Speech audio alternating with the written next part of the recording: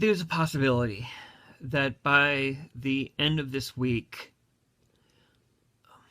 my name will be known. I have written a letter to the evangelicals of Iowa. Basically, this election is making me sick, literally being sick. My stomach and esophagus was killing me. I even had to have a CAT scan and an endoscopy. There is so much hate. There's so much hate, and I'm sick of it.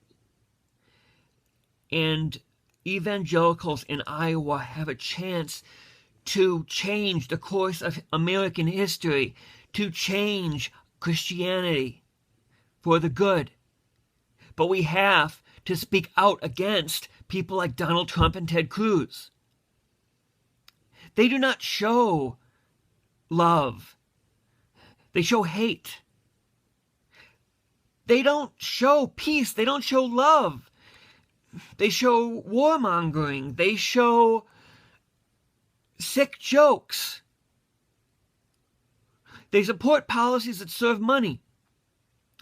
And worst of all, they blaspheme my faith. So I wrote a letter to evangelicals in Iowa, and I sent them to about 7 newspapers and news stations.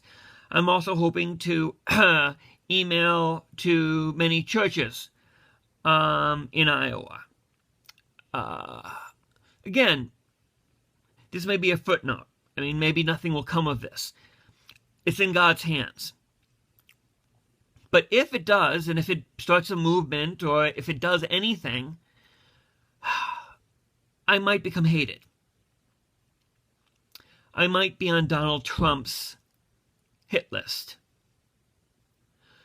And I know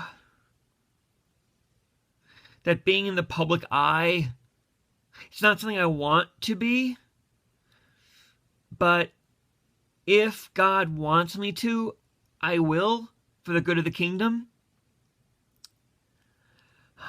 But I also want to say, I may sound paranoid here, but, excuse me, if I am an enemy of these forces of darkness, bad things might happen to me. So, if I die in an unfortunate accident, if I die by what looks like suicide, don't believe it. There's a good chance that I was probably killed.